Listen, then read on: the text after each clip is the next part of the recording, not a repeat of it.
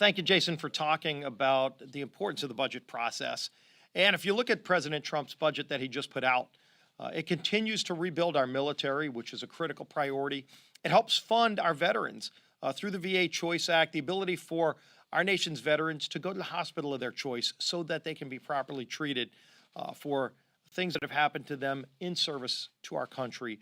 It's our commitment to make sure that when they come back home, we take care of them.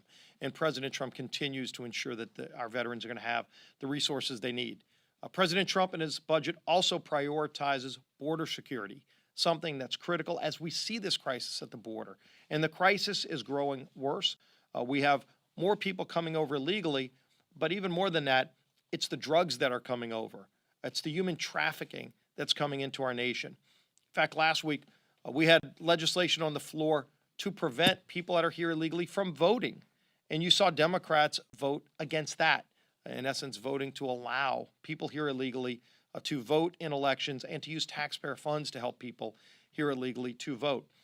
President Trump continues also to ensure that we can build physical barriers, including a wall, to secure our border. All of that is in his budget. And he also maintains the tax cuts that have been so important at helping families have higher wages, to have more job opportunities, to have more money in their pockets.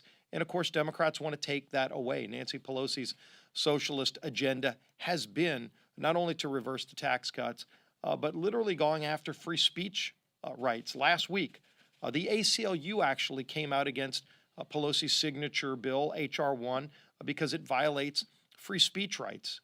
You saw them go after the Second Amendment just a few weeks ago and threaten people's gun rights, the Second Amendment rights. You've seen them go after groups like National Right to Life, who also opposed H.R. 1 because it limits their rights. And in fact, Democrats now have been supporting this idea that if a baby's born alive, they can murder it. We have been trying to move forward legislation, and we're going to bring a discharge petition on Ann Wagner's bill, the Born Alive Act, to make sure that if a baby is born alive, it can't be murdered. The Democrats have been blocking that every step of the way. If that's really the party that they want to become, I think they're so out of step with the American people, and they continue to get further out of step.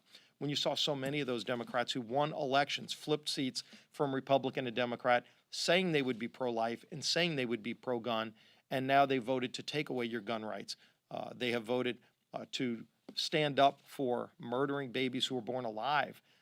This isn't the old Democrat Party that people recognize. This isn't even the Democrat Party that Nancy Pelosi was Speaker over just a few years ago. It's much further to the left. It's very much a socialist party now, and they're defending those policies.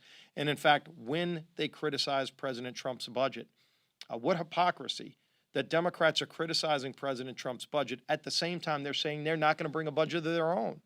I think everybody ought to ask the question, if you're criticizing somebody else's idea, shouldn't you at least have your own idea? Shouldn't you bring forward your own budget to show the nation what your priorities are? And the Democrats refuse to do that under Speaker Pelosi's reign.